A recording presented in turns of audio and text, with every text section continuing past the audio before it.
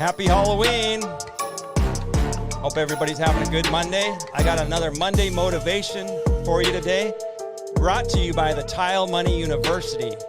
The TileMoney University is dedicated to tile contractor business owners. TileMoney University is dedicated to assisting small business owners to strengthen their business. And we're doing this every day, every week, via private coaching and group coaching, as well as tutorials, video tutorials, business tutorials, along with worksheets that you can go through.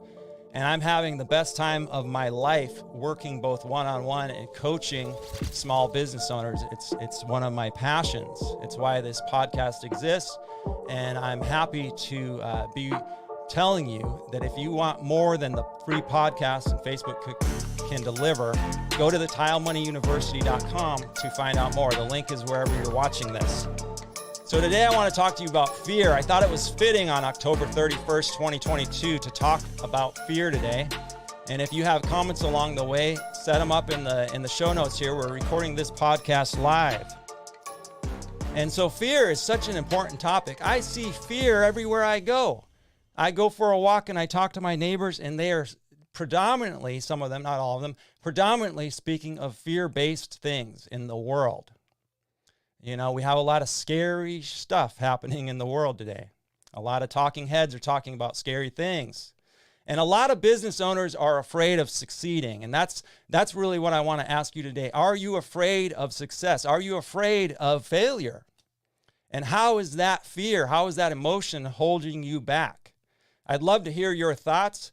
You know, when we start to allow our emotions to hold us back, this is something that we could learn to control, and we should learn to control. A lot of people fear failure, and so it holds them back. And so let's start with some of the basics. What is fear? Fear is an emotion. You know, fear is an emotion that holds you back. Your fear is greatly enhanced by the story that you repeat to yourself, and ultimately hold yourself back even more from doing what you know you should, could, and could have done, woulda, shoulda, could have.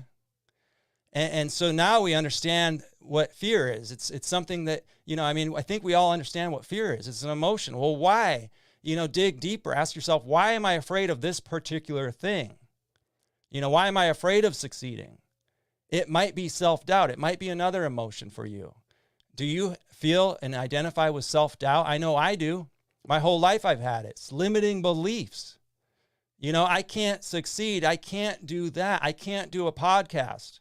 I can't create a successful tile contractor business where I live. These are some of the things that I've told myself over the years, and yet I did that and I did this, and I was able to do it. Why? Because at the end of the day, I didn't let the fear keep me from succeeding in my life and business. And you shouldn't let fear and emotion keep you from doing the one thing you want to do the most. Because when you're old and gray, do you think you're going to look back on your 30s and 20s and 40s? And do you think you might regret allowing emotions keep you from doing something you know you should have done? Or do you think when you're older and you're thinking back, you're reflecting on your life, and you have 2020, do you think that you will recognize that that was simply an emotion that was holding you back, a fear that was based on maybe self-doubt? You know, I'm telling you today that if you learn to recognize these emotions and understand them, it's much more beneficial. It's much more beneficial to your life and your business to come to understand these emotions and why you're having them. You know, emotions are great. Emotions are very important in business decisions, but they can also be a downfall. You know, I'm an emotional person. I've had many emotions, extreme emotions on this podcast. I'm learning to identify them and to learn when they're good and bad, and when they're appropriate and non-appropriate for business. You know, and you should as well. You know, emotions can be very beneficial to a business. And we start to view our emotions however we start to talk to ourselves about those emotions. We can either appreciate them for what they are, even appreciate the fear. The fear is largely to keep us alive. Fear is largely to keep you alive. I'm afraid of that bear. Yeah, me too. I'm afraid of that mountain lion. That's largely what fear is. It's to keep you alive, but it can overtake you. Now all of a sudden you're afraid of that bear, but that bear didn't see you because you were down. He was downwind, or you were downwind, vice versa. But you're afraid, so you do something foolish. You let your emotions take over and you start making noise. Now he sees you. It's the same in business. Don't let the fear, don't let that emotion allow you to make poor decisions. A major thing that holds us back is our inability to observe our situation and who we are without bias. The bias about ourselves holds us back. Because you might possess all the tools and all the knowledge you need today to get exactly to where you want to be by the end of the year. You might be able to get further in 3 months than you think. But the fear of getting there, or the fear of the inability, the fear of, the fear that you have that is holding you back is the one thing that might be holding you back. You might own all the tools and possess all the knowledge to get to where you want to go relatively quick, maybe quicker than you believe, because we all have knowledge. I'm 39. I have a lifelong ability of knowledge, largely based on the people I've spent my life with, as well as the books I've read and the schools I went to. But am I tapping into that knowledge to better myself? Am I applying those lessons? Or am I letting fear tell me a story over and over and over again? I need one more book. I need one more thing, before I can succeed. Or am I going to rely on the knowledge that I have and the tools that I have to build the business I know I can, without fear, and facing my fears and learning why you are afraid of certain things? Why are some people afraid of ghosts and other people welcome them into their life?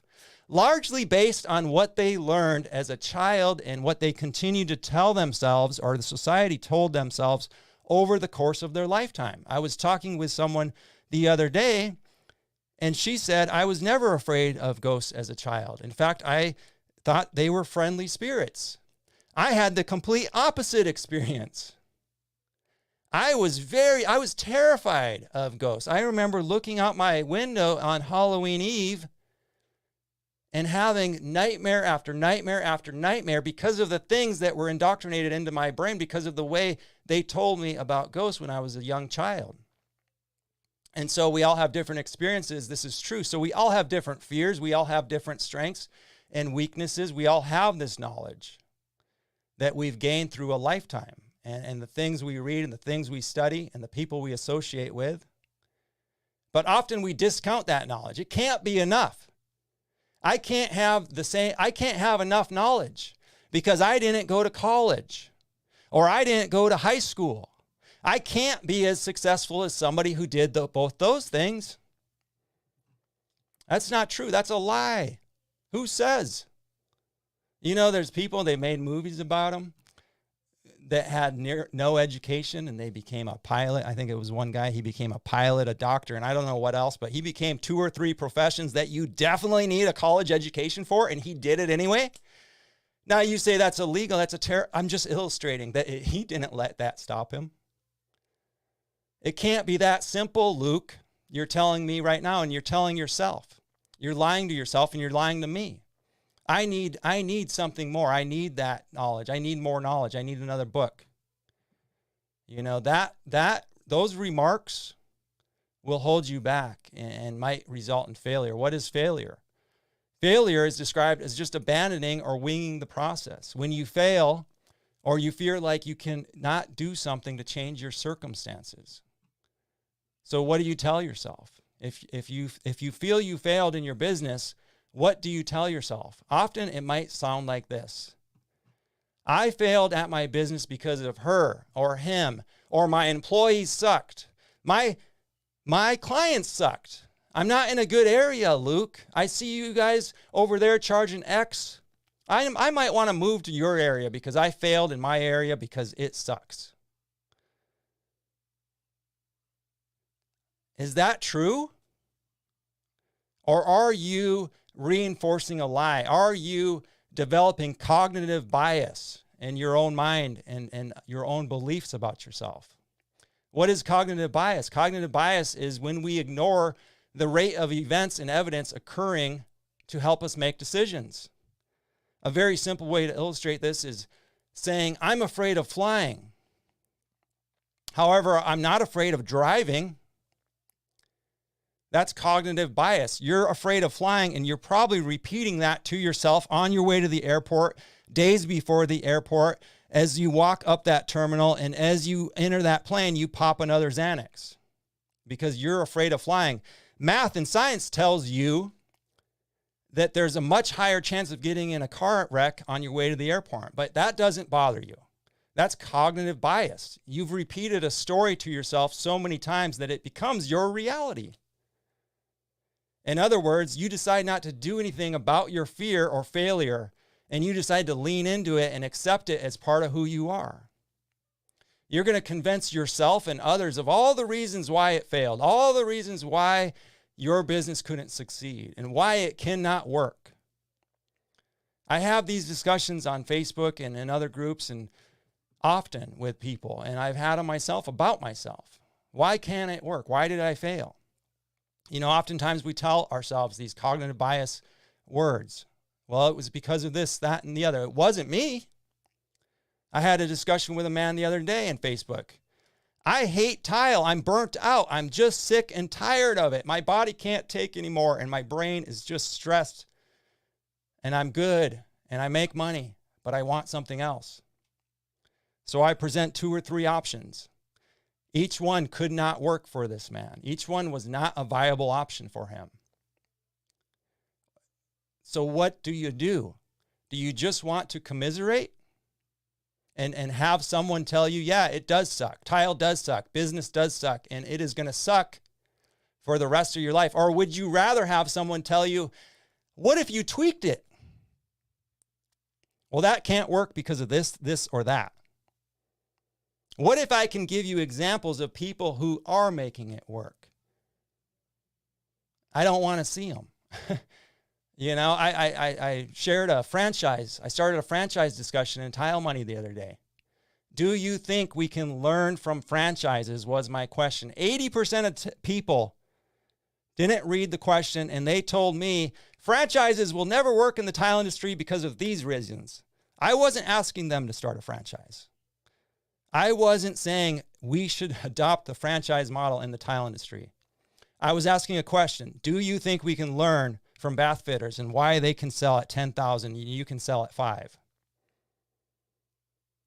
You know, but 80% of people will go to the fear and the anger and the frustration of why the government doesn't work, why the world is, why we're talking about nuclear war, why a franchise couldn't work. What's up? Thanks for joining me. And so I want you to reframe it. You know, the emotions aren't wrong. The fear isn't wrong. The self-doubt isn't wrong. There's a reason you have it. I want you to reframe it and understand why you have self-doubt, why you might have fear about succeeding. And understand that only when you live without fear are you going to be able to start making better business decisions. Better decisions for your family, better decisions for your kids and the future generations. You know, our circumstances, life circumstances want to put a lot of pressure on us, or they do put a lot of pressure on us. Business puts a lot of pressure on us. Can you control? Can you change your environment?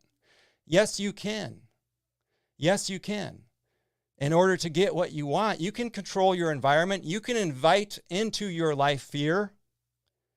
Or you can invite into your life positive message, and you can expend or communicate fear and bring more of that into your life, have more of those types of conversations. We can't do business well because of these reasons. And you're going to have a conversation with a group of men and women who want to repeat that back to you. We can't succeed as a country because of the leader, or because of this or that. And you're going to have a conversations about all the reasons why we can't. You can change your environment. You can change your conversation. You might not be able to change the world today, but you can certainly change the environment in your home and in your business and around your business, and you can change the outcome of your life if you can control your emotions. My grandfather was a very fearless man. He had lived a very long, good life. When he was a boy, he grew up in the plains of North Dakota, and before a winter came, before a storm was coming down on him, they needed some food. They didn't have much meat at all in the house. And he told me, with 13 brothers and sisters, and he was the oldest, and he had one gun, one rifle, and one bullet left. He had to be fearless. He couldn't let his emotions overtake him in that moment because he might miss the shot. I had the privilege of working under a German lady by the name of Ingrid when I lived in Monterey, and she was also fearless. She also grew up in the same period of my grandfather in Germany, and her dad and her lived through very turbulent times. It was this rough environment, the 20s, the 30s, I don't care where you were. That was a rough environment to grow in. The 30s was a very rough environment to do business in, to have a life. She told me she saw Bible prophecy come true before her very eyes. You couldn't buy a loaf of bread if you had a wheelbarrow of food, she said. Sure enough, that's a Bible prophecy, and she saw it within her lifetime. So what did her dad and her do? I mean, obviously she lived through it, and they lived through it. They did what they could with what they had, but they had to do it without fear. They had to build a home out of sticks and abandoned wood and plastic, and they had to scrounge and get through those rough years. She went on to be a professional, great leader, businesswoman in America, because she was able to, her father taught her that lesson, let's control the fear. Let's just create our own safe environment and do the best we can. Instead of letting that environment make them afraid and run around and make poor decisions, they leaned in. They came to a better understanding of their situation, and then they came to understand how to control their emotions to assist them to live.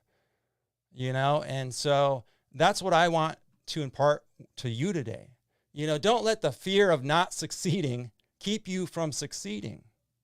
Don't repeat lies to yourself, because you're going to end up in cognitive bias. You're going to end up living a lie that you cannot succeed in business because you continue to tell yourself, and you continue to invite others into your life that tell you that you cannot succeed in business, and business is too hard and life sucks. There's benefits to surrounding yourself to people who tell you you can. And for these reasons, would you want to be around people who can tell you you can, or people who tell you you can't? Would you want to take part in conversations? Do you want to tell people they can or they can't? What do you want to do? So lean into your fears. I am somebody who has a lot of emotions. I have a lot of fears. One of my greatest fears is public speaking. Then why am I recording a live podcast today? Because my emotions could easily overtake me. Because I want to lean into my fears. I always have. And I also have a shop where I sell t-shirts. And here I wear Tom Reber's t-shirt. And I'm telling you where to buy this t-shirt. Go to tomreber.com and buy a Live Unafraid t-shirt. When you wear it, you will recognize and remember when you look in the mirror that you need to live unafraid, brother and sister. You need to go forward. Good to see you, Brad. I can't see you, but I can feel you, brother, sister, whoever you are. And I also have the knowledge that I've been public speaking since I was 8 years old. All right. Thanks for tuning in on this Halloween, October 31st, 2022. When you go outside. Remember the Wolfman? Oh, of course you don't.